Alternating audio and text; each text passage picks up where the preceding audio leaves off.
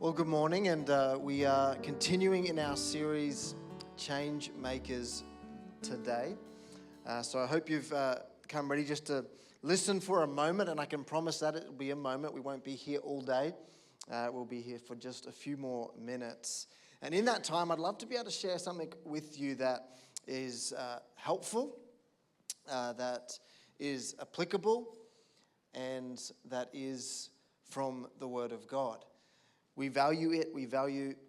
I value the difference it's made in my life. And there's many people I have had the privilege of talking with, working with, that share the same stories in that God is doing something, has done something in our lives.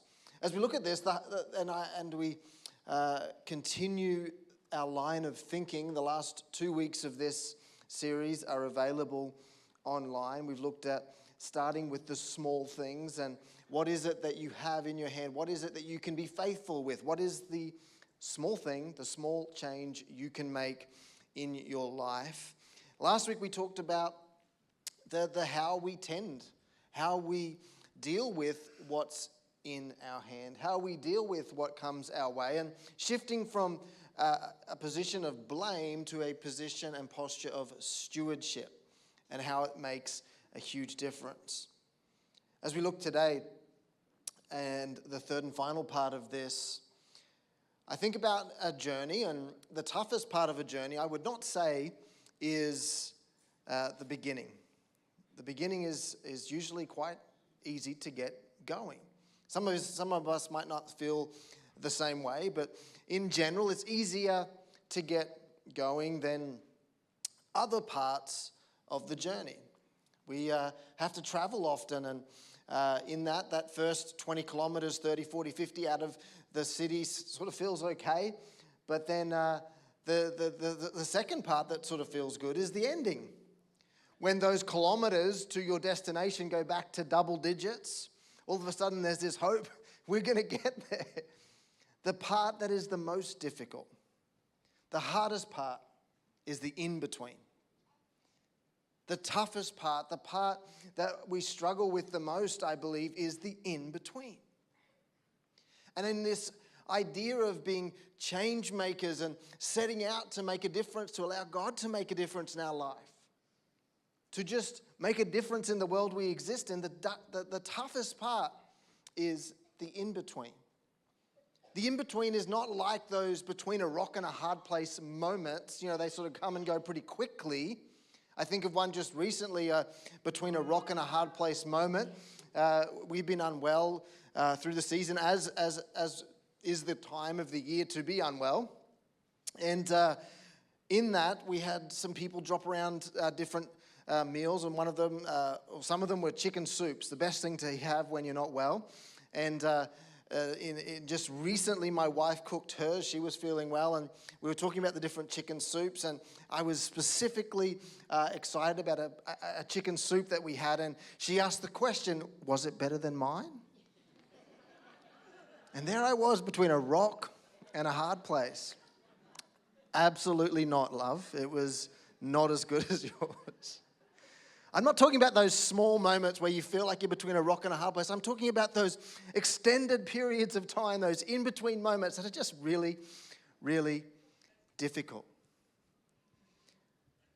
We're going to be looking at the words and some of the things that Paul wrote to different groups of people.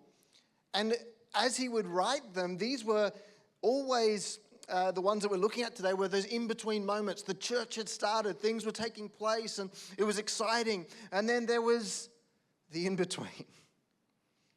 Problems started to happen. Things started to take place. And he would write them and encourage them in different things. And we're going to look at a few of the statements that he said. But one of the things that he said in one of these letters is essential to the thought that we're going to see in God's word this morning. And it was this statement where he said, he's talking about different people that have served in ministry, and he said, I have planted, Apollos has watered, but God gave the increase. And what we see in this is this process of, usually the planting is the easier part of the process, and where it's a little bit more exciting. We've got the seed in the ground. And then there's that watering season, that germination season where things need to grow that really does tend to drag on. Really does tend to lead us to decisions to walk away. Because the in-between is the toughest part of the journey. And he says some plan and some water, but there's a promise that we're going to continue to see today that as we pursue good things and as God does good works and good work in us, that he is at work all the time. We sang about it a number of times today. He's always on time. He's always at work. And this is the encouragement that Paul is giving as he writes these different letters. As we consider this morning, this is where change makers become quitters, in the in-between. I set out to make some changes in my finances. I set out to do something differently. The in-between is kind of like where dreams go to die. It's 3 weeks into your new gym routine, and you're just tired. I can't seem to see any benefits from this. It's your second month into your money plan, and you seem to be just as broke as you were 2 months ago. It's day 47 of being patient with your teenager. They grow out of it. It's year 2 of building your business. Those in-betweens. As we look at our text this morning, which is in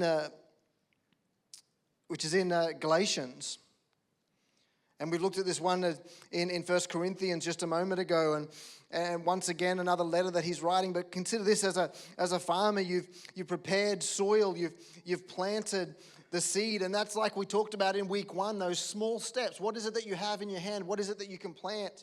What is it that you can do? And then you've planted that seed, and in doing so, you take ownership and you start to tend that seed, and now you wait. Now things start to come your way that try to get you off course.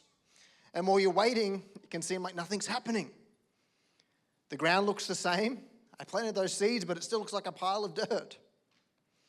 Your bank account seems the same. That's one of those things that you'd like to see over double digits, triple digits. You know, the bank account's not like the kilometers on the way to the destination. It's the opposite. Your relationship just looks the same. Circumstances don't seem to be moving. But it's in the in-between where the bulk of the change actually happens. The seed is planted, and then things come along and they water that seed, and all the while there's a process taking place that roots are going down, and that structure's forming, and that habits are forming, and good things are taking place under the surface inside of our hearts. And in doing so, change is taking place. You just can't always see it. I love that song, Waymaker. It's been a powerful inspirer in my life. Those lines, even when you don't see it, he's working. Even when you don't feel it, he's working. And there's such a truth and an encouragement in that about our God. Those in-betweens can feel like a series of storms. Those in-betweens can feel like a series of problems, but there's a truth also in that storms offer and are watering what has been planted. It's why as you invest in and speak into other people's lives, it is vitally important, because especially in the context of raising children. In doing so, you're literally placing something inside of another person. And as they grow, life brings storms.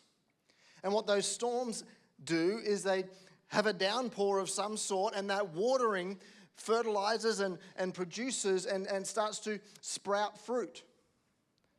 The things that we invest in and plant into others are often brought to fruitfulness through those storm moments. So why do we quit in the middle? Why is it that we quit in this in-between? And as we look at that, I want to just bring out 4 reasons as we make our way into the text this morning. But storms are watering what's already been planted. And the first thing that I see as a reason why we jump in and quit is those unrealistic expectations.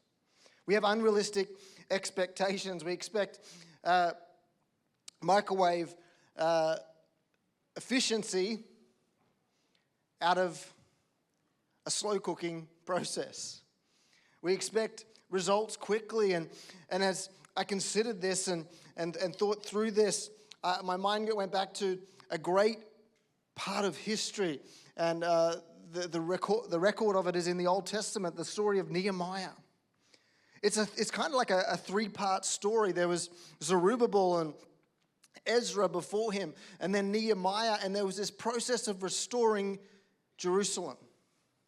The very first person to act on this process or on this change, because Jerusalem had, or the Israelites had gone into a season of captivity, and they were no longer captive, but a number of them were staying put in the different lands that they were in, and some of them were going to return to Jerusalem. So as Zerubbabel goes and he rebuilds the temple.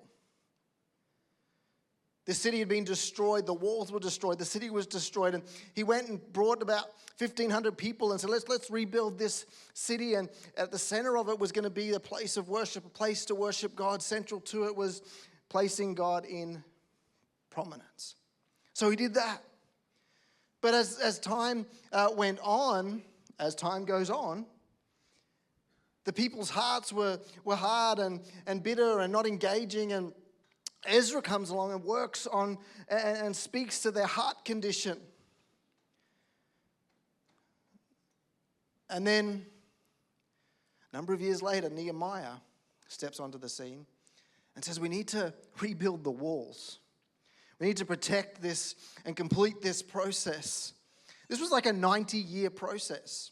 So Ezra comes in that latter part of this process of rebuilding this city, and we see a commissioning. So Nehemiah was working for the king of the prominent rulers and prominent empire of that time. And the king actually commissioned and said, yes, I'll give you the resources and I'll send you to go. And with that comes a lot of, well, this is going to be great. This is going to be easy. We've got backing. But it still took a whole lot of work. So he sends out, and with that there might have been some unrealistic expectations, and they can really trip us up. It still took 52 days of hard work to complete that process. The second thing that gets in the way is why we fall over sometimes with the middle and the in-between is unfavorable circumstances. We set out to make a change, but there was unrealistic expectations.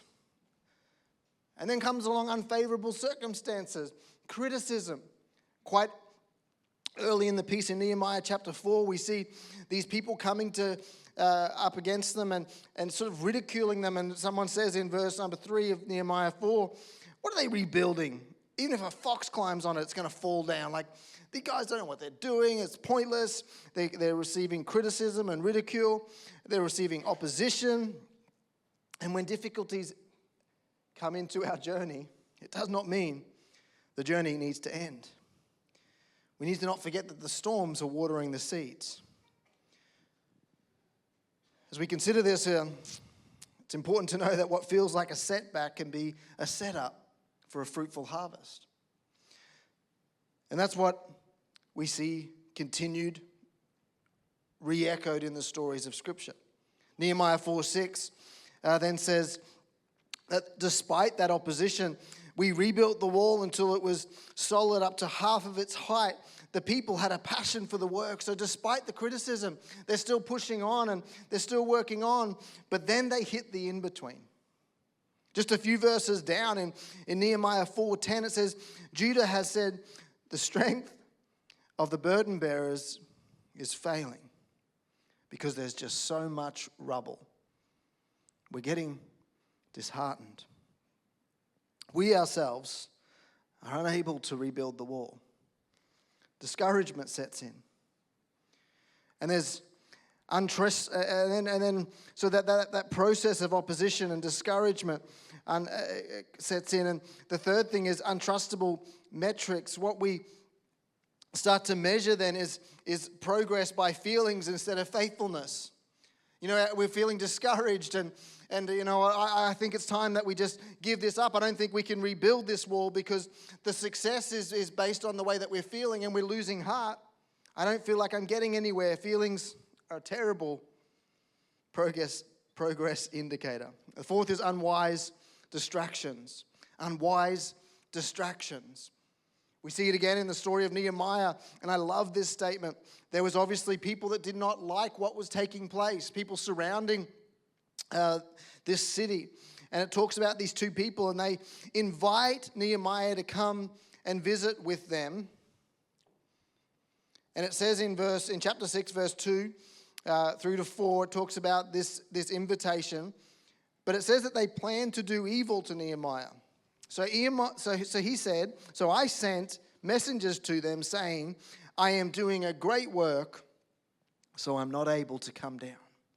Great work, so I'm not able to come down. Powerful statement. Why should the work cease while I leave it and come down to you? Don't be distracted by these unwise ventures, by people trying to pull you away from the change that is best and that is good for you to make.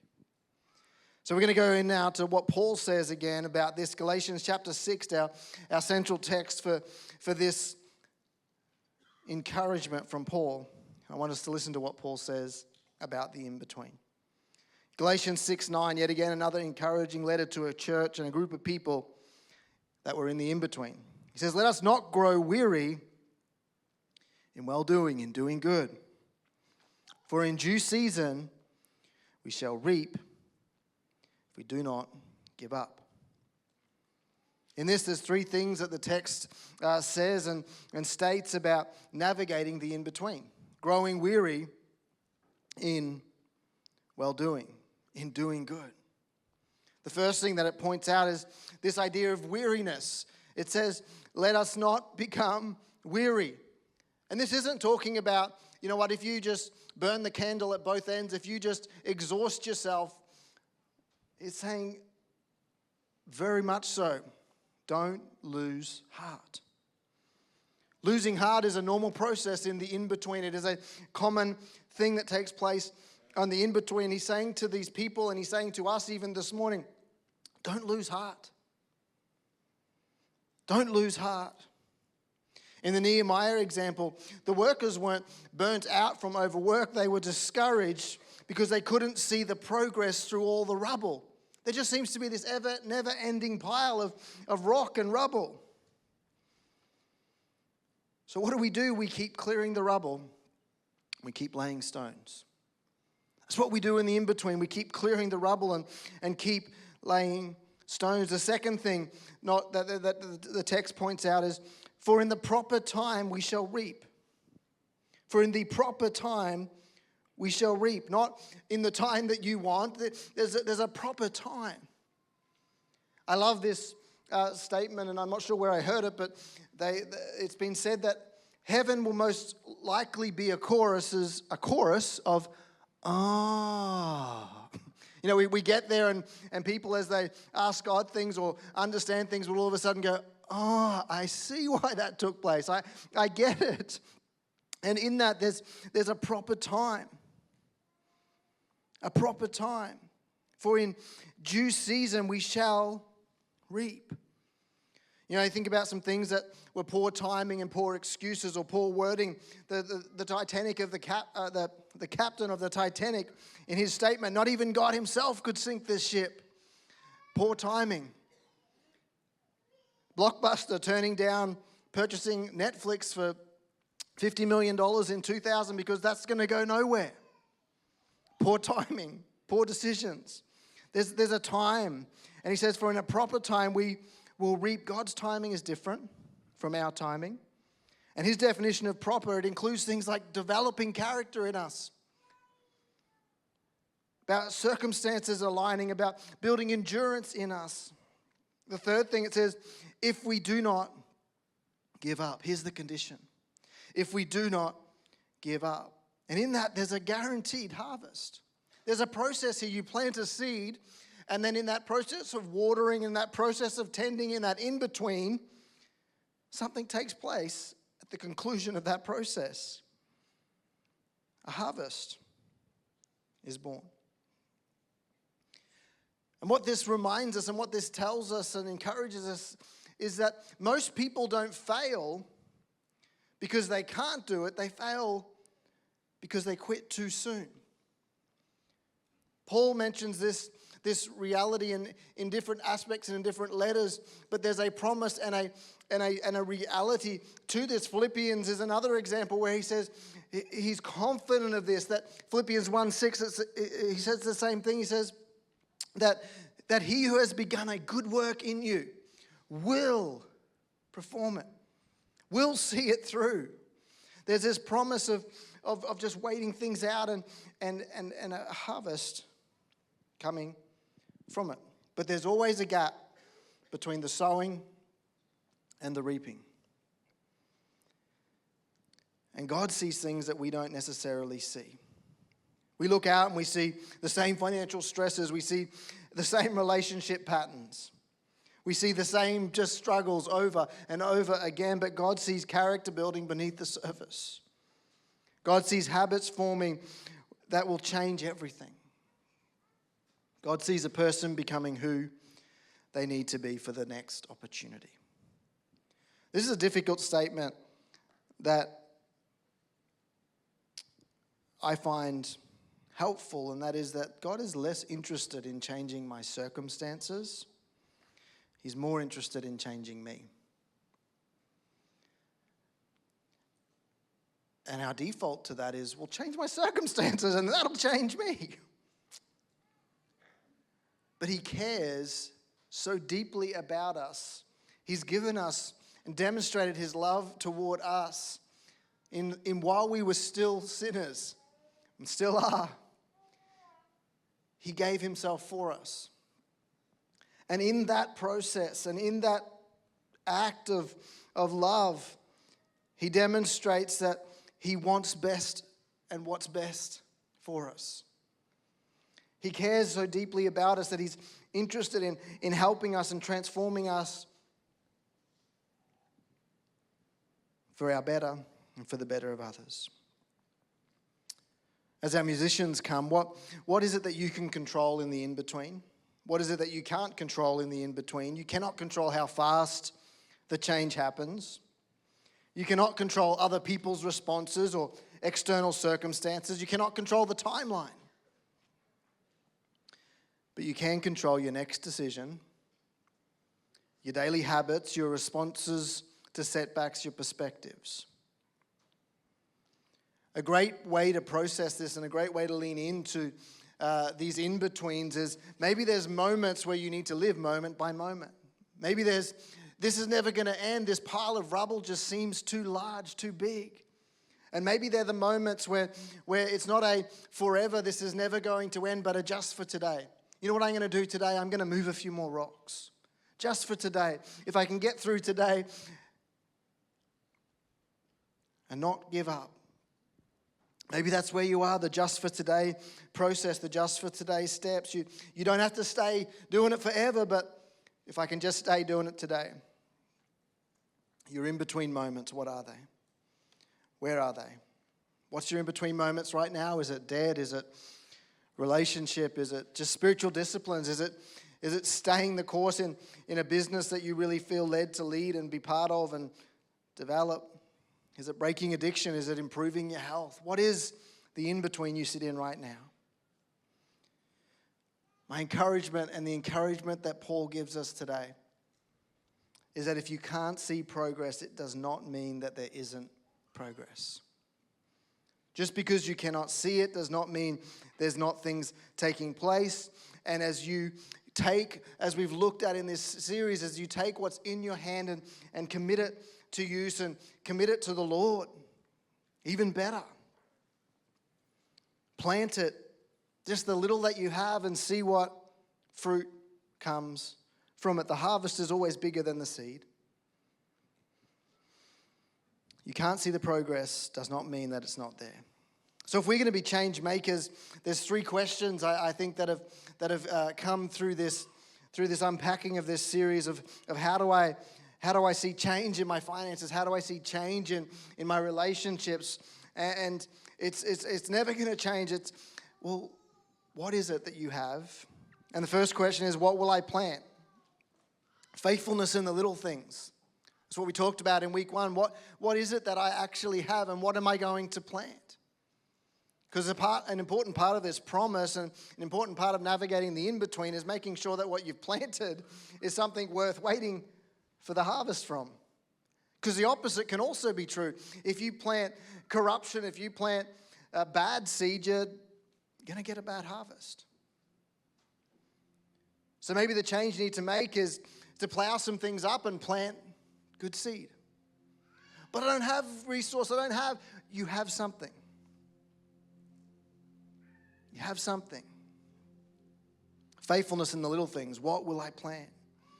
And the in-between is this is where we start to really lose a bit of traction sometimes. And the question is, how will I tend? How will I tend? And this idea of tending the soil and tending the ground and tending the crop and watering the crop. But I like this word because we have tendencies in the waiting period that are destructive. So am I going to tend to be critical, or am I going to tend to be curious? Am I going to tend to blame others, or am I going to tend to steward what God's given me? To steward what God's given me. How am I going to tend? And then today, as we looked at, the encouragement from Paul is just wait. Wait on him and wait through the process. And the question is, will I wait? Will I persevere through the in-between? I can imagine a church where people don't quit in the in-betweens, where it inspires others to stay their course, where children and those that come behind us can learn persistence and perseverance, where our community sees faithfulness and we become living proof that change is possible. I've seen it in my own life. I've seen it in your lives. The change maker's promise is this: let us not grow weary in well-doing, for at the proper time or in due season, we will reap if we do not give up.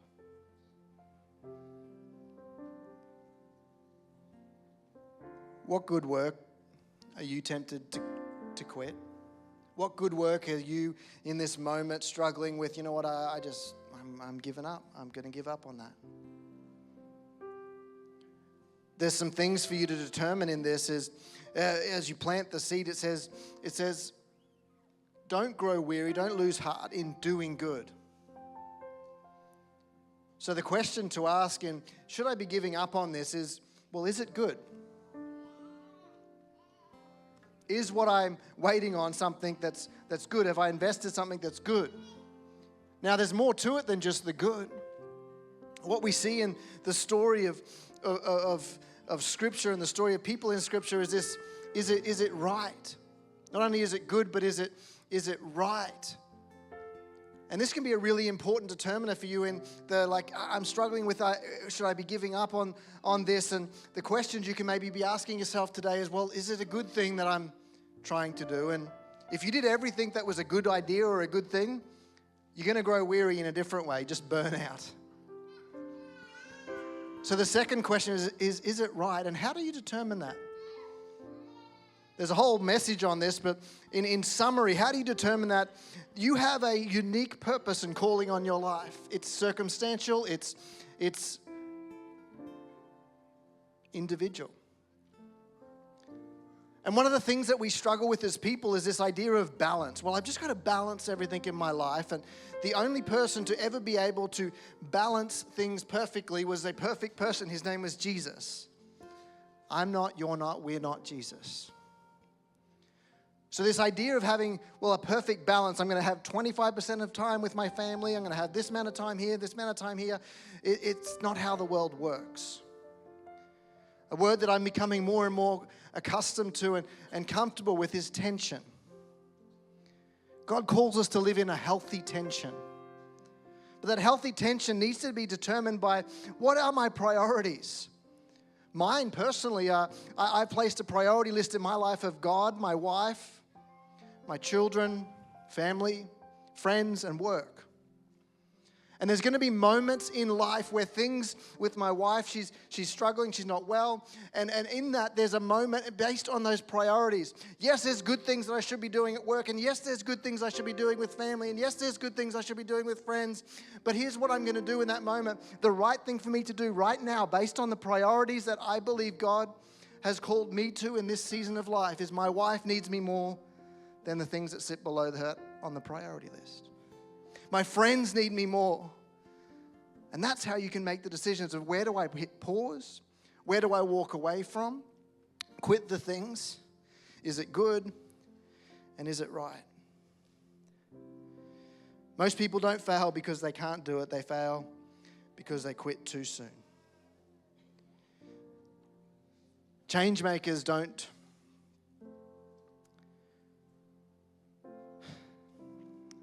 just have great, bold, out of the gate starts. That was a spectacular start, a spectacular idea.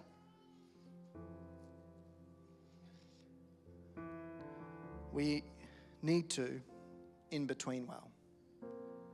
Not only do we need to start well, that's great, but we need to in between well. And God gives the increase. Isn't that a great promise? Someone plants, someone waters, but God gives the increase.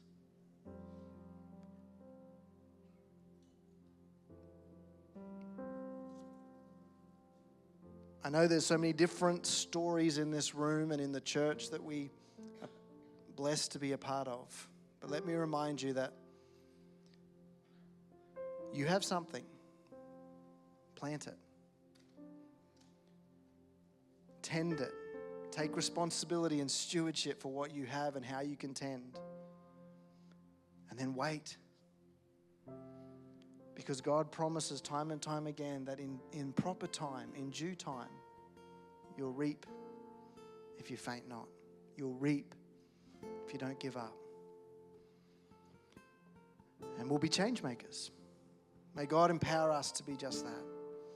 I want us to sing this bridge out just a little bit. And maybe we can end, Josh, with a little bit of Waymaker too. It's my favorite song. It's a good song. We've got a little bit of time. So why don't we declare this morning a few things that every minute, every moment, He's here. He's with you. Those in-between waiting moments, He's with you. He's wanting to do something. And rather than asking the question of, when can I get through this? When will I get out of this? Maybe the new question needs to be, what are you trying to show me? What are you trying to teach me, God?